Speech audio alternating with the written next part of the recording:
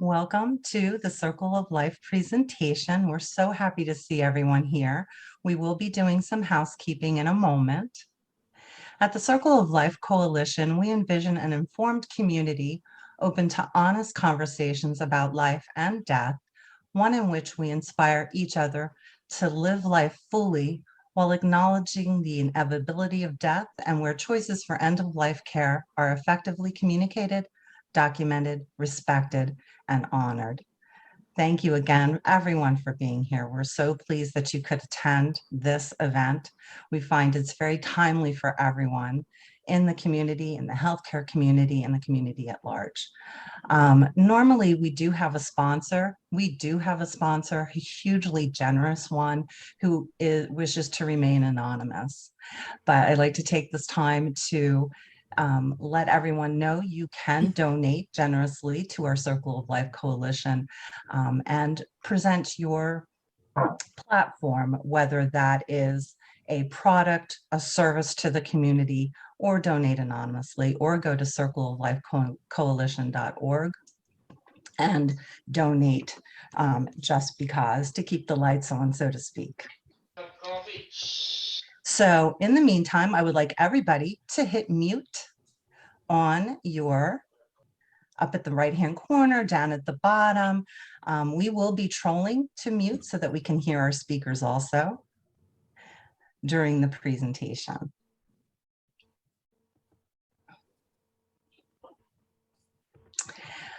Other housekeeping: if you are a social worker or a nurse that would like a contact hour, in the chat section, put your name and your email address. This is recorded, but the recording that will go out, the chat will not be broadcast, so your information will not be broadcast for public consumption, so you will not have strangers emailing you. After Angie Snyder has all that information, she will email you the instructions on how to claim your contact hour. Okay, so you don't have to worry that one of us is scribbling it down quickly and, you know, we'll get it wrong, etc. This will be downloaded in that transcript sent to her. Also in the chat section, if you have questions that you would like answered afterwards, if we don't get to the question and answer period timely, she can also send those answers to you, and we can post those also on our circleoflife.org forum. Okay. Other housekeeping: again, we will mute you if there are background noises and so forth that we can't control. We will ask you to leave. Also, if you do not want your face on, you can certainly turn your camera off for the recording. All right. At about 8:25, if you have a friend who's running late, let them know. The meeting will be locked and they will not be able to claim their contact hour. However, again, it is being recorded and they'll be able to gain the benefit of the education that is going on today. All right. So without further ado, it is a jam-packed hour with Angela and our other speakers, so I'm going to introduce them. Angie Snyder has been in hospice for 23 years, doing everything from bedside care to senior leadership. She currently is the Director of Quality Assurance for Hospice of Beata Home Healthcare. Angie was introduced to Opus Peace, a nonprofit in Florida, in 2015 after hearing founder Deborah Grossman speak about her work with veterans at end of life. Angie now services as an educator, national presenter, and the president of the board of directors for Opus Peace. She also serves on the Quality and Standards Committee for the National Hospice and Palliative Care Committee. Angie is joined by her colleague, Leann Thrapp, who is a nurse by background and started her career in high-risk labor and delivery, and now serves as the vice president of clinical services for Every Step in Iowa. She also is an end-of-life doula and a member of the National End-of-Life Doula Alliance and has her own business, the New Haven Healing Center. Leann found herself a participant in a leadership institute with Opus Peace in 2016, and the material immediately resonated with her and the care she was providing for her patients and their families. Leann now serves as the Vice President of the Board of Directors for Opus Peace and the Director of our virtual intensives, offering a 4-day soul injury training program description, including 3 or more main talking points covered in the program. This helps us promote the program on Facebook and through flyer distribution. Angie and Leann have watched as the healthcare community and others were impacted by the pandemic and recognize the lingering effects that will continue to impact all people when the pandemic subsides. They have noted a significant decline in the well-being in caregivers during this pandemic and recognize most of us have become caregivers in some way, either in healthcare or in our personal lives. Angie and Leann want to share 4 tools for caregivers that they can use as they continue to navigate this pandemic and beyond. They bring with them an understanding of the suffering people have endured and a purpose to help others to restore some personal peace. The pandemic has activated real and perceived threats and dangers in everyone's environment, stimulating the amygdala, the part of the brain designed to deal with distress. The amygdala hijack causes fight, flight, or freeze behaviors. Unrelenting pandemic stress can accumulate, coalescing into a force that turns the distress switch to the on position, just like the sudden trauma does.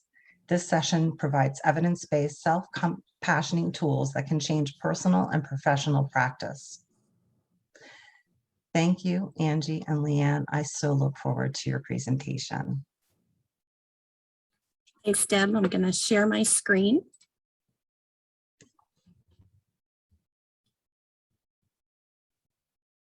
So again, I just want to thank the Circle of Life for having Leann and I today. And we're very excited to share this topic with you. And it is a jam-packed hour, so we're going to jump right in. We're going to start by learning some basics about how the brain works and what it needs. This will help you to better know how to use your brain as your ally. Having a basic understanding of the imprint that acute and chronic trauma leave on your brain and your body will allow you to modify habits that are not supporting your well-being. The best way to do that is to learn some basics about post-traumatic stress disorder and secondary traumatic stress disorder. We're going to start by showing you a slideshow that helps all of us validate the impact that the pandemic has had on us.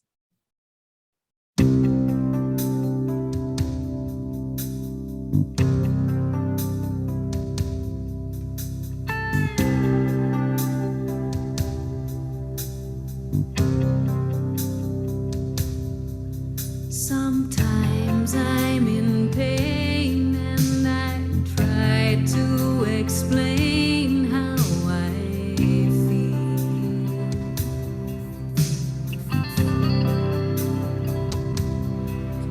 I know that you love me. You want to help me to heal.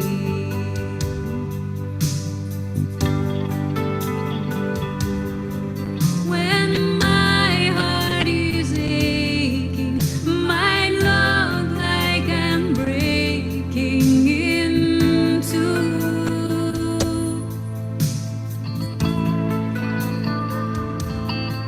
So you try to fix me, but that's not what I need from you.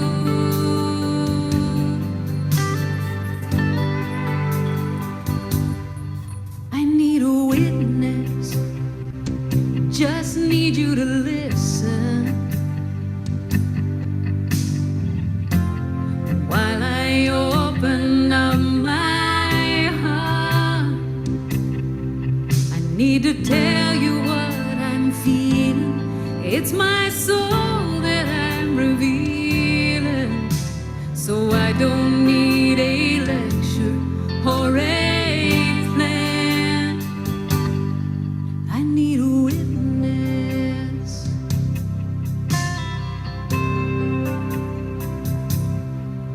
Please don't run away when I'm trying to say what's inside.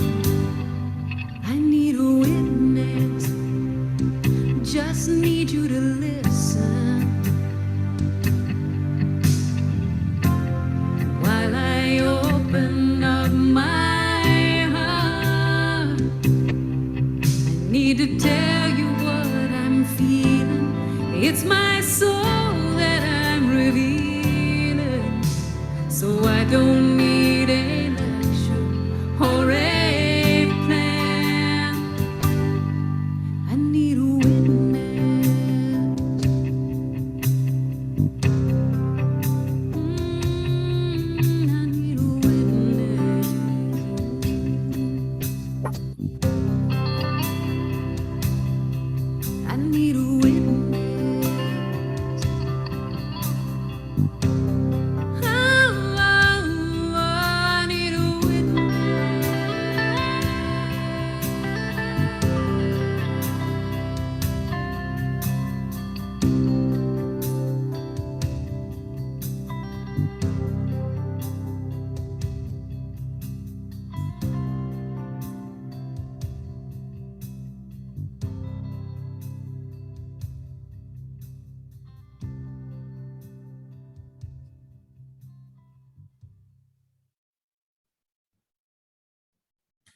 The pandemic has changed all of our lives.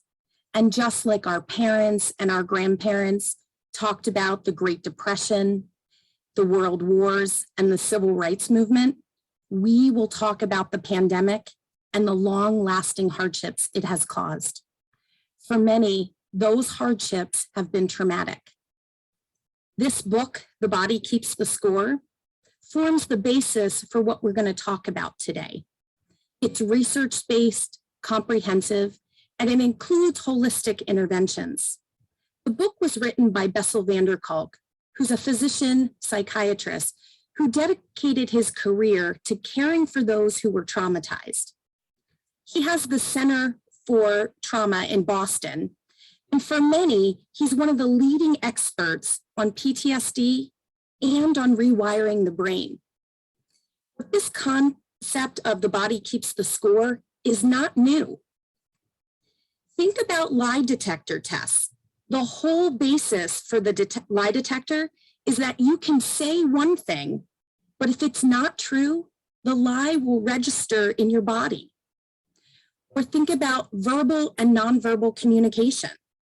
It's well known that if verbal messages don't match nonverbal messages, the body language is more likely telling the truth.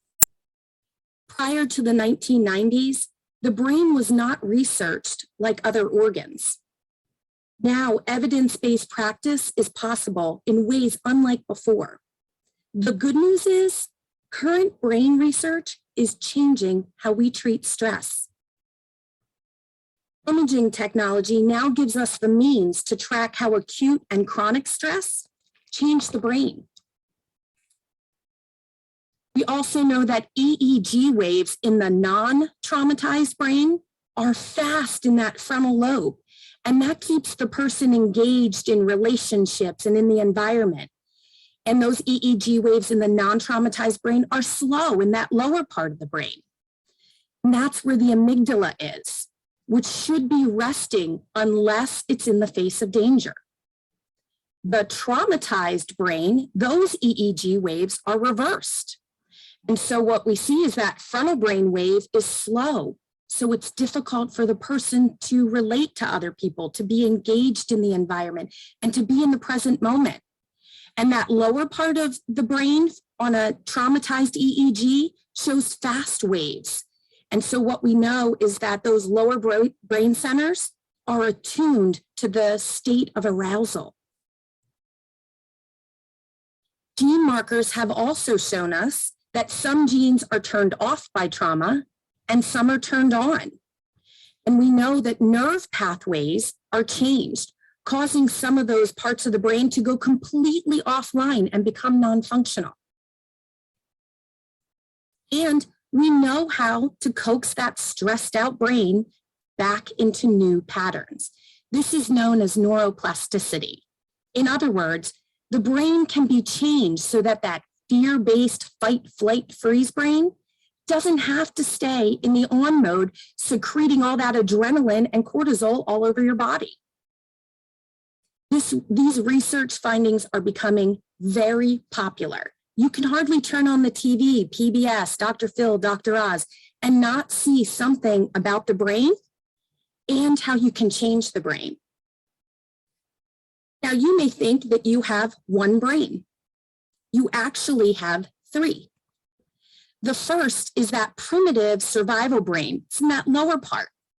It acts instinctively, and that primitive brain is active at birth.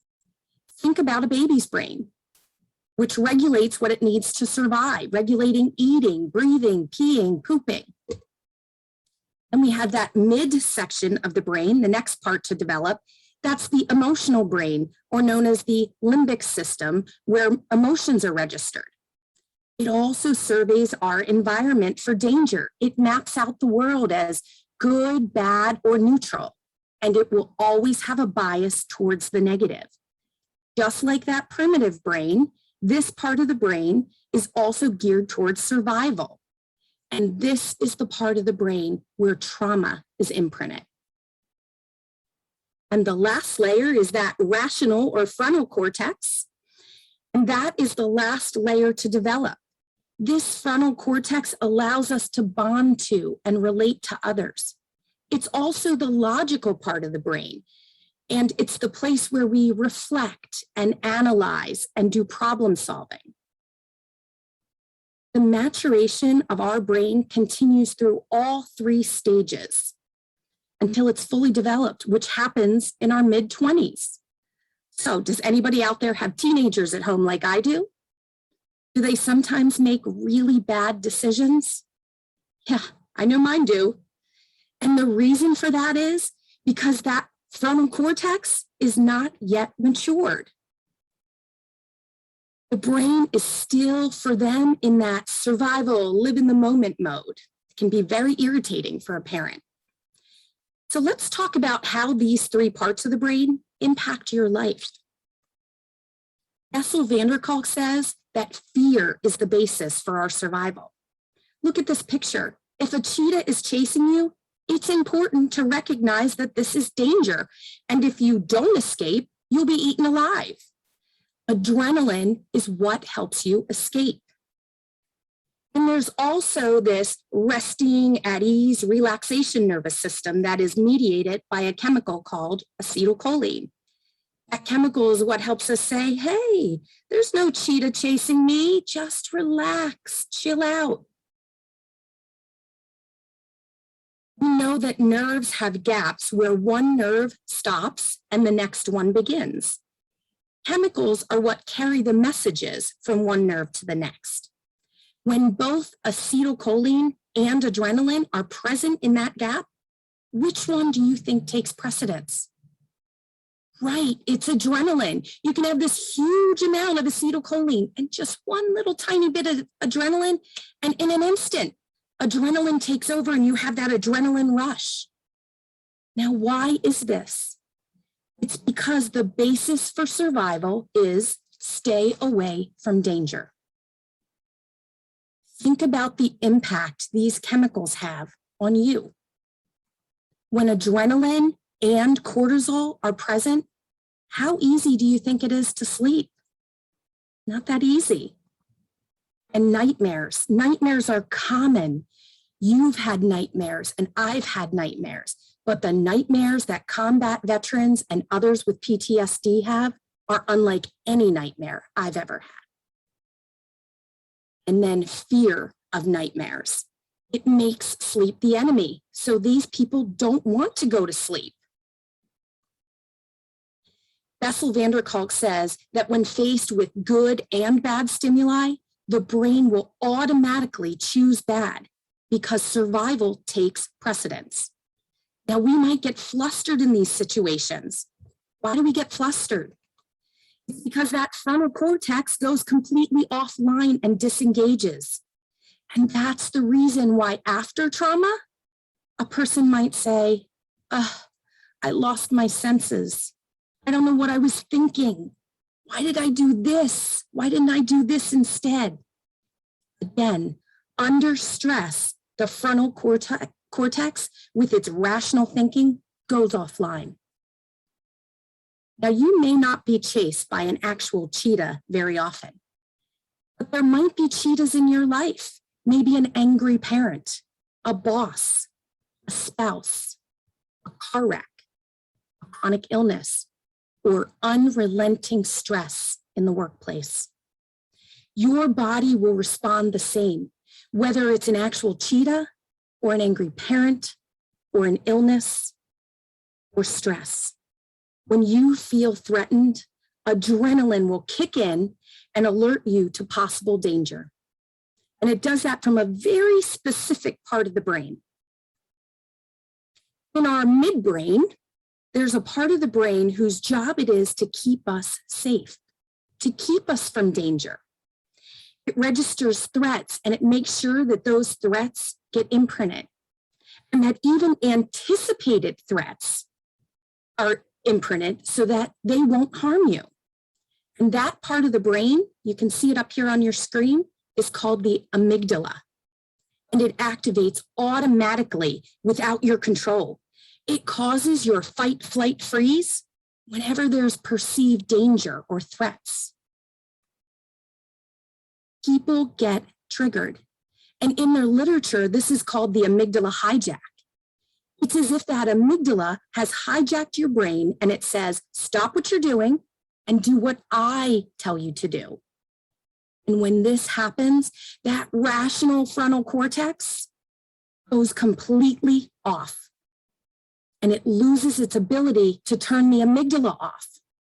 And if that amygdala stays in the on position most of the time, that's when symptoms of PTSD start to develop. It's important to know that that amygdala is more powerful than willpower. So you can say to yourself, calm down, get over it, but it's too late. Adrenaline and cortisol are already circulating throughout your body. However, we do now know that there are ways to develop a better relationship with the amygdala so that it loses its power to hijack. And Bessel van der Kolk says that the way to do this is through toning down the amygdala by helping it know that the body is safe. Now, it's easy to see how the brain is changed after an acute traumatic event. For example, it's easy to see that people who go to war come back changed. They come back not the same person. They might even define themselves according to their pre-war self versus their post-war self. But what you may not realize is that the trauma can be acquired gradually. And what's important for you to know is whether the brain learns to respond to the trauma suddenly or gradually, the endpoint is the same. And the outcome often looks the same. So in other words, chronic, unrelenting stress can accumulate, coalescing into a force that turns the distress switch to the on position, just like sudden trauma does. So no matter if you acquire your trauma suddenly or slowly, the result is the brain is changed after trauma.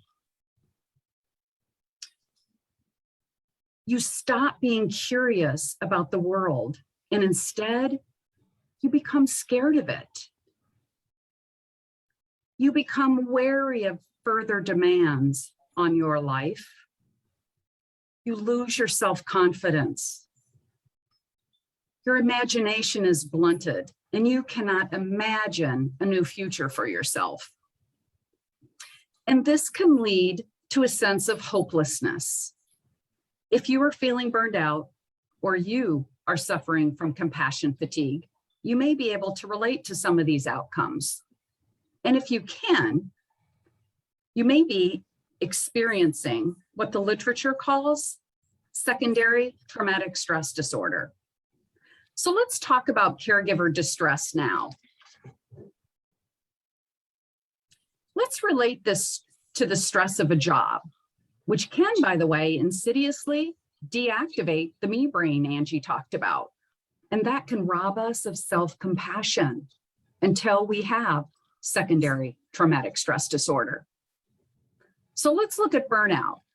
Burnout is really about problem solving and organizational policies and control. So an example of burnout might be that dictatorial manager who yells and is condescending.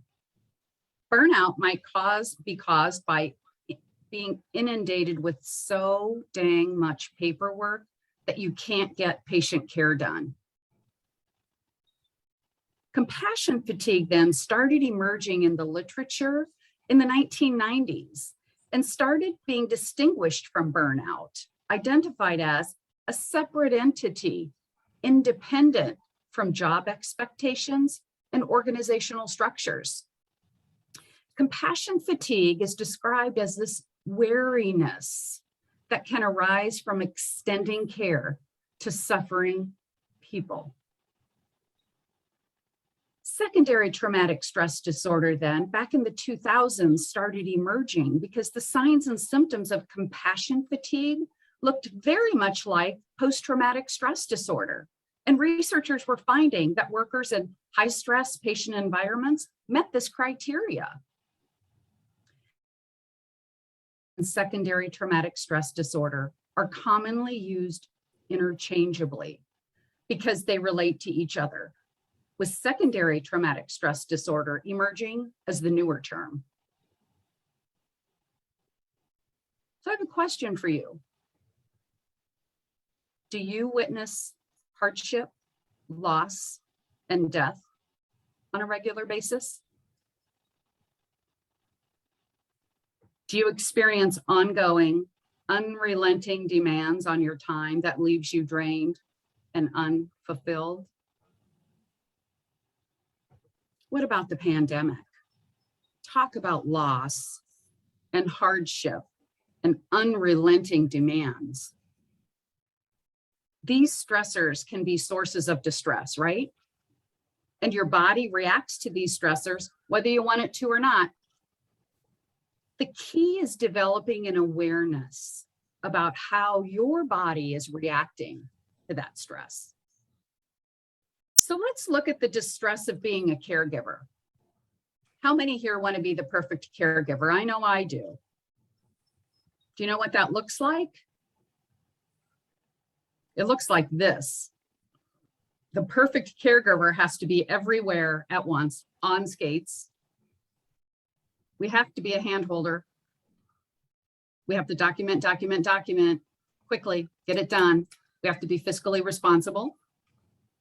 We have to be a resource manager, don't we? That professional caregiver has to answer the phone, has to have toothpicks in the sleepy eyes because we were on call all night long. Have to have a big heart, don't we? Must be a perpetual optimist.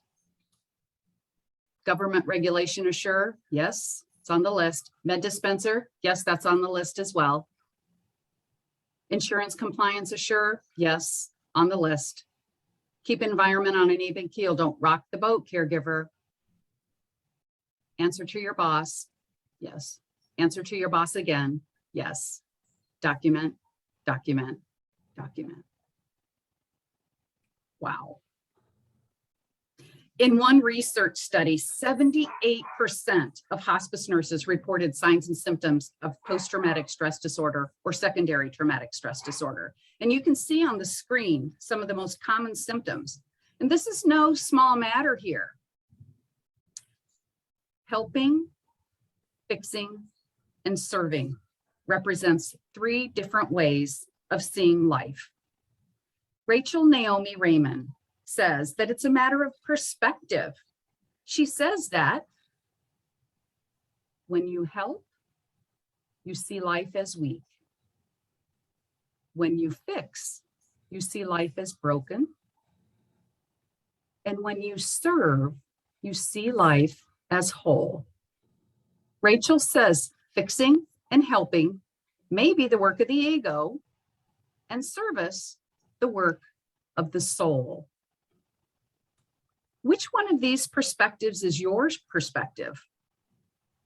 If you become aware, you might discover that you adopt all 3.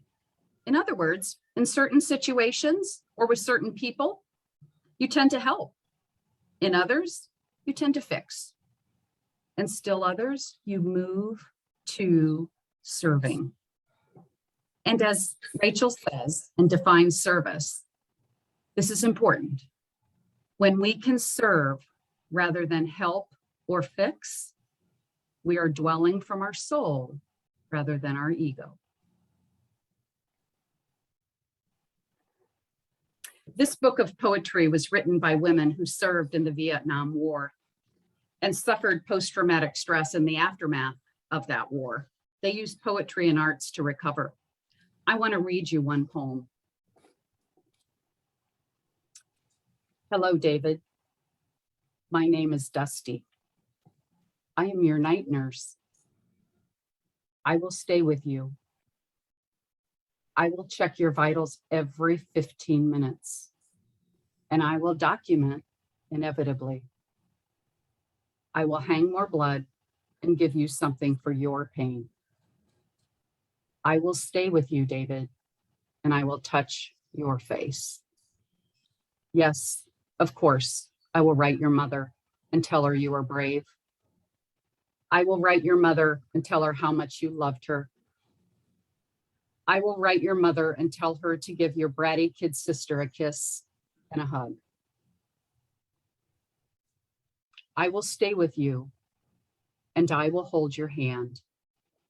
I will stay with you and watch your life flow through my fingers into my soul. I will stay with you until you stay with me. Goodbye, David. My name is Dusty. I am the last person you will see. I am the last person you will touch, and I am the last person who will love you. So long, David. My name is Dusty. David, who will give me something for my pain.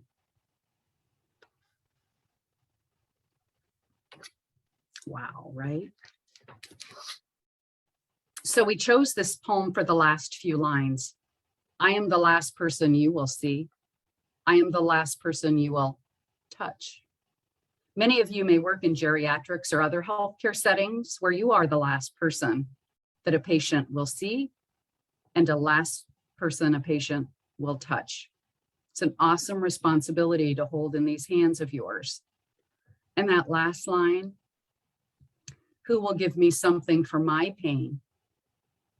If you work in hospice, a funeral home, the emergency room, the intensive care, do trauma counseling, you are surrounded by stress and death and pain and grieving families, the shock, angry families. The list goes on and on and on. And that impacts you. That causes that release of that stress chemical Angie talked about. And stress chemicals can put you on high alert, take you out of being grounded in your body, and often cause you to numb out and disconnect from you. So the question becomes, what do you do with your pain? Do you know what you do with your pain? Where does your pain go when you shut it down? Think about that for a moment. It's a really important question to ask, and you need to be able to answer that. Or is your reality that you take care of one sick patient, one grieving family, one traumatized client, and then you go to the next and the next and the next? Because we contend that the distress is not so much about the loss and the hurt and the grief that you are experiencing. It's that there is no time, no space, no method to release the loss and the hurt and the grief. Many of you may be familiar with the research that Dale Larson has done, studying burnout, compassion fatigue, and secondary stress in caregivers. This research has led Dr. Larson to define caregiver stress as, this is hard to read, especially with the word demoralized. I see it. He says, becoming demoralized from wanting to do good work but not being able to. And this leads to frustration and decreased caring. I mean, think about the impact of the pandemic on healthcare workers, the heartbreak of not being able to care for patients the way that they need to be cared for. And it causes caregivers to feel anxious, alone, and frustrated. I have heard heartbreaking stories from healthcare professionals who've had to watch patients go into surgery alone. They've had to go through rehab alone, and they've had to die alone. This ongoing heartbreak has broken many caregiving professionals, and they've had to sit back and watch helplessly. This kind of unmourned loss and hurt deadens the spirit of healthcare professionals. So think about all these, the stress of all these competing interests pulling us in different directions. We have demands from our family, our employer, insurance companies, government regulators, and the pandemic has magnified all of these, hasn't it? Our current healthcare system is a fractured system, let's face it. And caregivers, be it personal or professional, get caught in the middle. And this leaves caregivers soul bankrupt, unable to deliver the care the patient needs and the caregiver wants to provide. And that is the definition of compassion fatigue and secondary traumatic stress disorder. Now remember, Bessel van der Kolk says that the way to respond to stress is to learn how to tone down that amygdala that Angie talked about by helping the body know it's safe.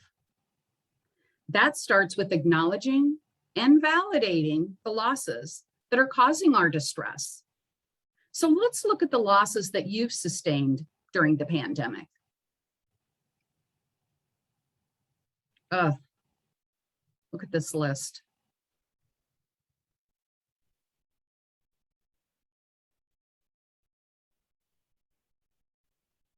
How many of these have you experienced?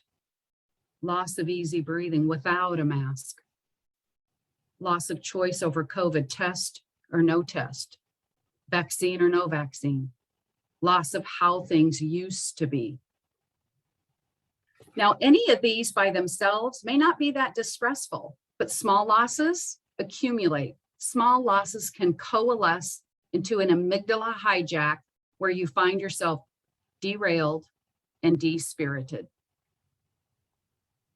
All the losses are not equal.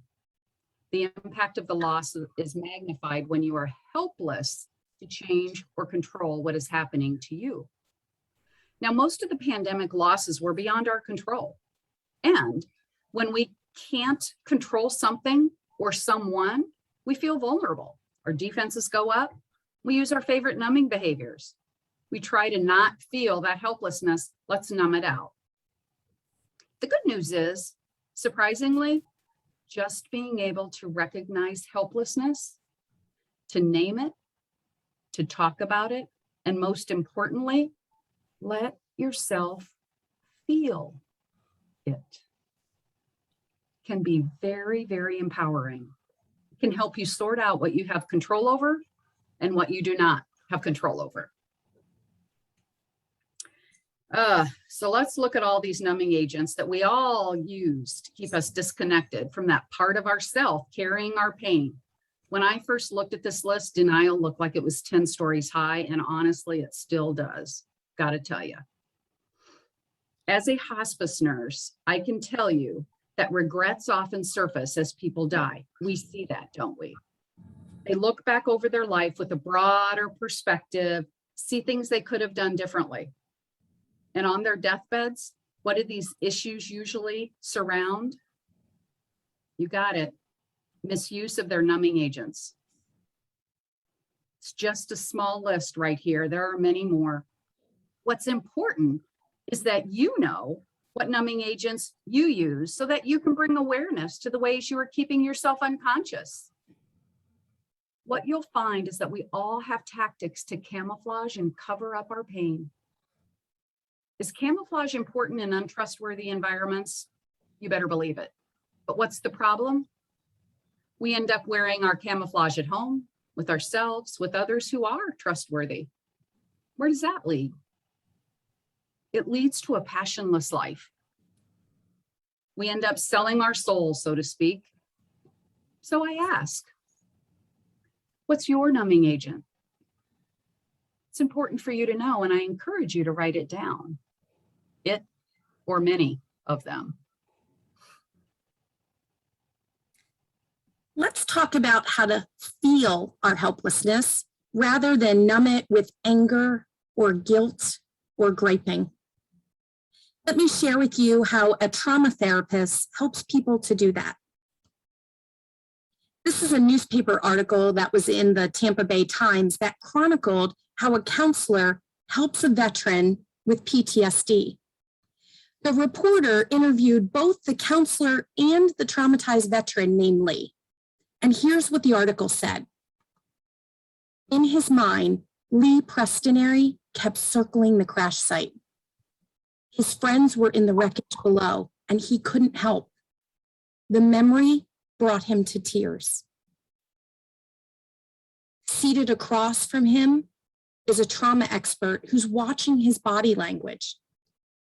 She coaches him using the tools that he had learned from her to unclench while remembering the pain. This allowed him to accept that there was nothing he could have done.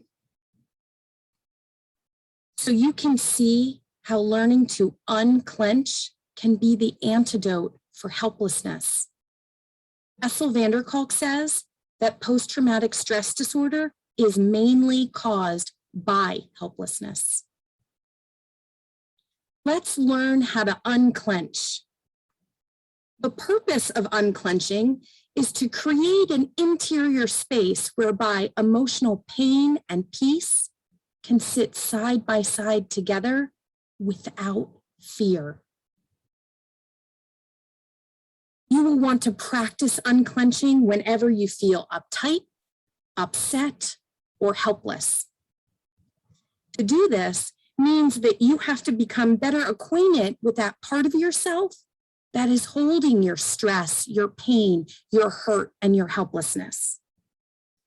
It also means temporarily suspending those numbing mechanisms that we just talked about so that you can, those numbing agents that disconnect you from that part of yourself so that you can reconnect. Even if it's only for a few moments. Getting a glimpse of that part of yourself that is strong and capable of holding your emotional pain will help you reconnect with that part of yourself. And rather than letting that amygdala and that fear-based brain control you, it means learning how to make some different connections between those synapses of the nerves in your brain. Doing this will help you to re-own pieces of yourself that you may have lost or forgotten. It will help you learn how to rehome those pieces of self by creating that safe internal space. The result is that you will become revitalized with the energy of your deepest self. Again, doing this for just a few moments with practice will change that circuitry in your nervous system. I want you to pick one little loss that you've experienced. And then in a minute, I'm going to ask you to recall that stressor. I want you to think about something that may be a bit disappointing, not a big stressor.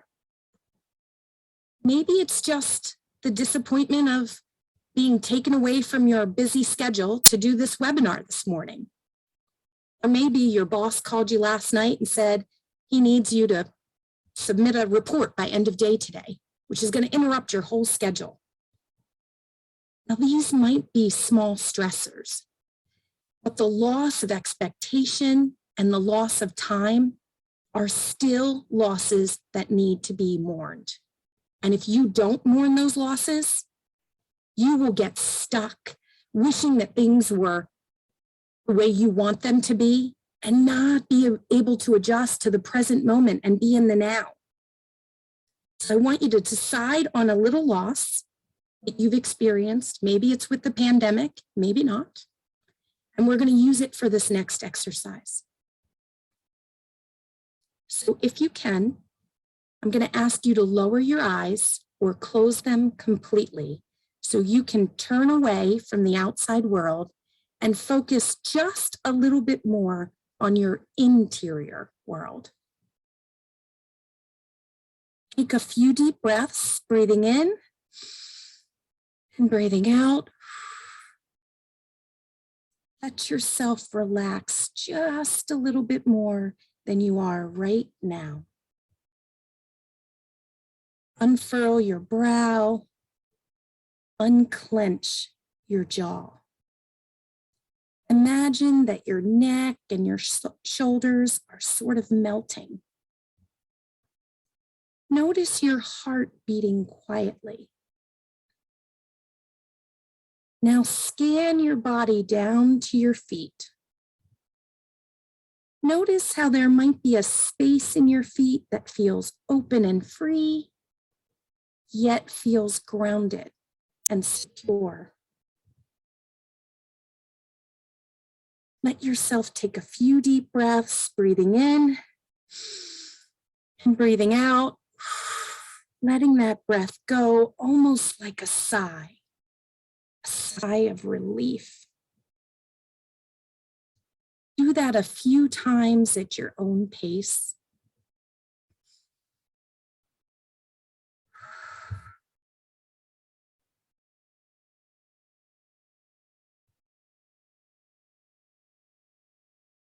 Relax the breath now and let your body breathe however it wants to.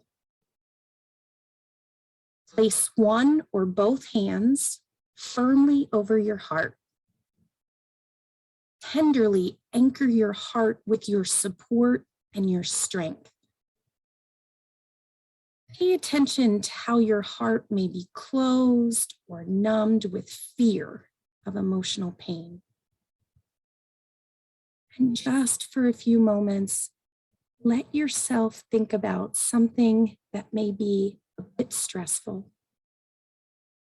Not a big hurt. Maybe it's just a disappointment, a loss that stings but doesn't overwhelm. And just for this moment, let yourself feel that memory. The pain you are feeling is real. It is part of your experience. The pain is yours, but it is not you. It is not who you are. You can feel the pain that you have, but it doesn't define who you are. For just this moment, you can suspend your fear of pain and hurt by just letting yourself be curious about how it's affecting you. You do not need to be afraid of who you are and who you are not. Be aware of this part of you that has been strong enough to hold this pain for you. Breathe deeply this part of yourself. Know that this too is a part of who you are. And as you prepare to slowly open your eyes, resolve to bring this part of you with you. Know that this is the place inside you that is able to let pain and peace sit side by side without fear. So take a few deep breaths as you slowly open your eyes, bringing this sense of yourself with you as we proceed on through our time together.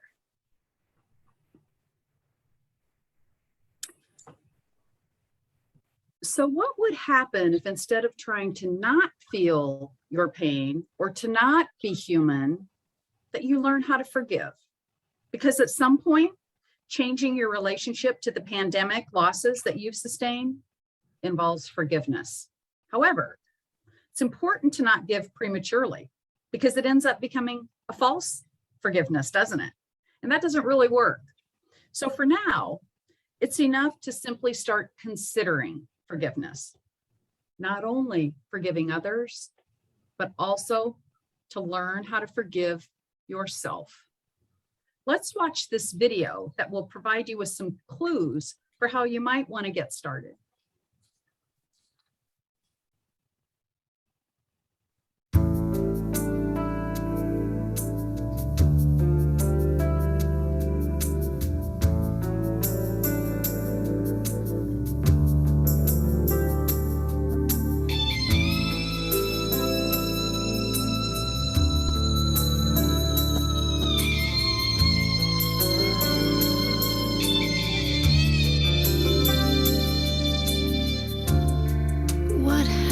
to my heart? What used to be so full of light has grown so dark.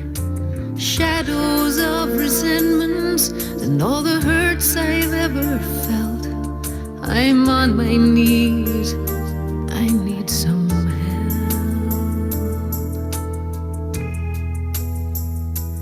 Give me strength, please help this dying heart to live. Grant me power,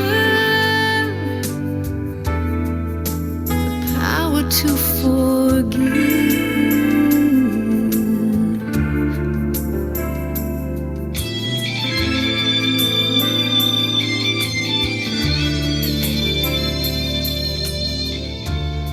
What happened to the peace? I used to feel contentment deep inside of me. Now there's hate and anger eating at my soul.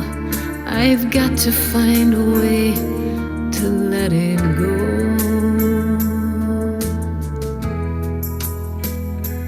Give me strength, please help this dying heart to live. Grant me power, the power to forgive.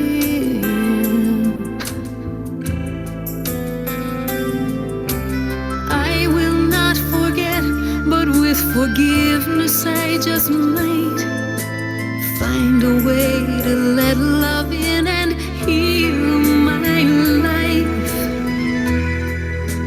Give me strength, please help this dying heart to live. Grant me power, the power to forgive. Please help this dying heart to live. Grant me power, the power to forgive.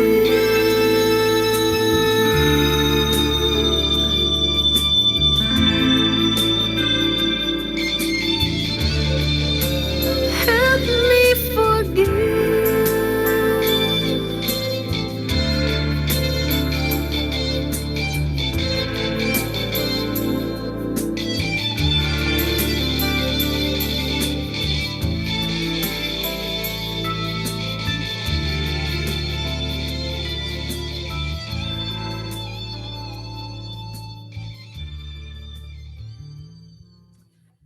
The power to forgive. It's so hard. Ugh.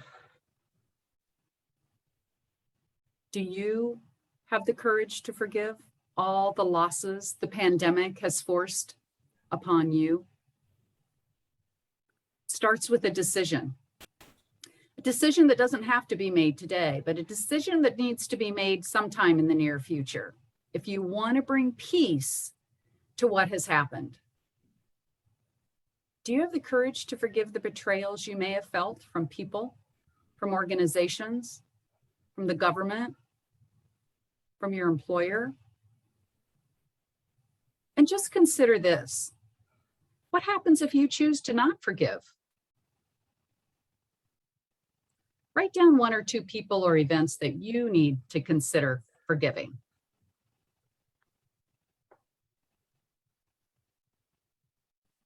So let's shift into a self-help tool. Do you want to learn how to stay in your own skin, especially when you're feeling anxious, angry, and upset? I do. We'll show you this simple self-help tool that you might already use unconsciously when you get distressed. So let me explain to you what the body already knows. When you are calm and relaxed, your energy resides really low in your gut, deep within yourself. And you might report feeling open, grounded, and very peaceful inside. But when you're beside yourself, what happens? You feel very different, don't you? It's because anxious energy usually climbs from the gut space to the heart space, all the way up into the head, and then you start sounding high pitched, right? Breathing becomes shallow. You might report feeling uptight, flighty, and somewhat scattered. But what you can do is access your innate body wisdom. Body keeps a score. It's very smart. And you may not even realize you have it. For example, have you ever received bad news that caught you off guard? And maybe you went, oh my God, catching your breath. Or maybe you went, grabbed your chest. Why gasp or grab your chest? Because unconsciously, you're anchoring yourself so you can stay in your own skin, to help ground you in your body. The anchoring heart technique simply applies the same gesture consciously. It can be used when you are in need of more strength, more courage, and patience. And let me tell you, it works. Not only that, you will want to anchor your heart to feel and to activate feel-good brain chemicals in your body. To also keep well-being pathways open in that nervous system Angie talked about early on. And the way to do this is simply anchor your heart and let yourself linger on that positive feeling. Savor that beauty. Behold the moment of inspiration. Just taking in the goodness of it all. Now, the anchoring heart technique can be done anywhere and anytime. Requires no extra space, time, or special equipment. It can be done with eyes open. You can lower your eyes or you can close your eyes altogether. It can be done using one hand. It can be done using two hands. The more you use it, the more effective it is. And that is because your nervous system learns to connect with that gesture of touching your chest and grounding yourself in safe energy. There are 3 simple steps.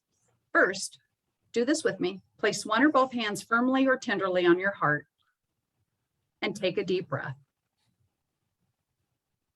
Second, feel whatever you are feeling inside right now, even if it's an emotionally painful feeling. But you will only do that for a few seconds. It's just making that mind-body connection. And the third is to become curious about that place inside of you that is strong enough to hold your hurt or whatever feeling is there without being afraid of it. Now you have a self-help tool that can help you stay connected to that deeper part of self, that soul self, and it's called the anchoring heart technique.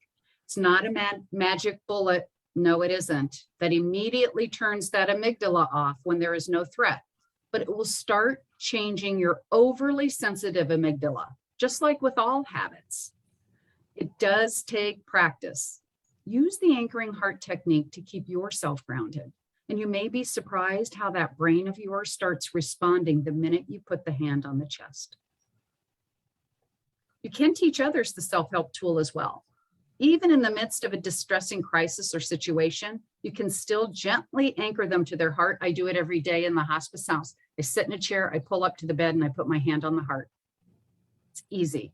The only difference when teaching it to someone else who is already upset or triggered, remember these few things, is that rather than having them lower their eyes at the beginning, have them lower their eyes at the end, because closing their eyes at the beginning can be scary when they're not sure what's going to happen. Now you can also do this in a group. It's what we call the collective anchoring heart technique. So consider starting a meeting by pausing for just 30 seconds to have your entire team anchor their heart. It allows people to enter the meeting more calmly, more connected, especially to themselves. And consider ending meetings with the anchoring heart technique, because it will help people absorb what transpired during that meeting. 30 seconds can be make all the difference in the world between that talk, chatter as they leave versus integrating and incorporating and absorbing the information so that they can be at peace with whatever needs to be done after the meeting when they open that next door. So in summary, caregiver well-being has been impacted by the many losses and transitions that have occurred during this dang pandemic. These impacts will linger long after the pandemic is over, and we will continue to adjust to our new state of normalcy. The 4 tools we discussed today are simple. They're easy to use interventions to begin to mourn losses and hurts by the pandemic, which will help you restore your well-being. The success of these tools comes from using them. So as you move through your day, take time to remember to acknowledge and validate the losses and hurts. Don't cover them up. Think about that list of losses we shared. That screen was full. Feel your helplessness, anxiety, sadness, anger, or any other feelings instead of using numbing agents. And consider forgiving what happened to you throughout the pandemic. Use the anchoring heart technique to keep yourself grounded. And in closing, I would ask that we all do the collective anchoring heart technique together. 1 hand or 2 hand, eyes open, partially closed or closed all the way. Take a deep breath in and out, and let yourself feel whatever you are feeling. And take 1 or more deep breaths as you slowly open your eyes.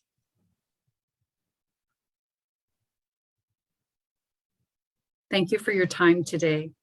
Angie and I will be available if you have any questions. Thank you.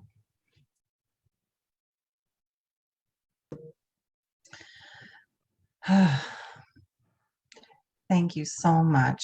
A powerful presentation, as all the Opus Peace presentations are. Someone did ask for a list of losses, and my first thought is just list your own. Just list them all. But the presentation will be posted online. It is being recorded, as I said, and a reminder that the chat will not be part of the presentation. Thus, your email addresses and names will not be posted for those of you who are wanting contact hours. So that list of losses will be part of the presentation. If there are any other questions, please post them.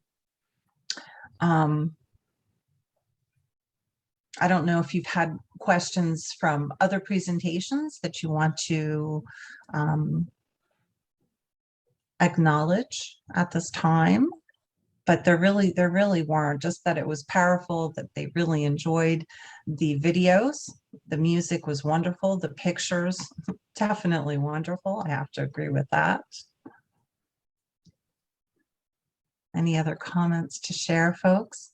We again want to thank our anonymous sponsor.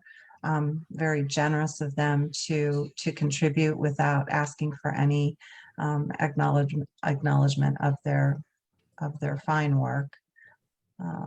Most definitely. There is a poll up right now that we ask you just to answer a couple of brief questions related to Circle of Life. If you have any suggestions for future presentations, most definitely post those at the circleoflifecoalition.org.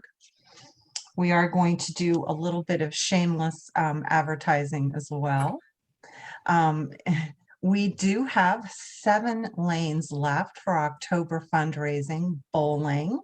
And if we do need to wear masks in October, we will be doing that, but we only have 7 lanes left to fill that up. There will be basket raffle and fun. It's $100 per team per lane, up to 6 bowlers per lane, or $20 per person. That includes a slice of pizza and soda and lots of fun and jocularity. most definitely for a worthy cause. Also, we will have our September presentation along our theme of the last 4. Let me bring that up for myself here so that I don't mess it up. For the title in September, disenfranchised Grief and COVID-19, Dr. Kenneth J. Doka, and the sponsor for that will be Mifflin Court, and that is September 2nd, 8:15 a.m. No contact hours for that, but definitely worth the look-see related to disenfranchised grief and COVID-19 with Dr. Kenneth J. Doka. We definitely appreciate your time and attention and our wonderful speakers. Opus piece. You will be getting information for your contact hours within the next 2 weeks. I did post within the chat to contact me if you don't get that, if you have any challenges. That is my email address, so that I will make sure that we have seamless communications related to that and any other questions that you might have.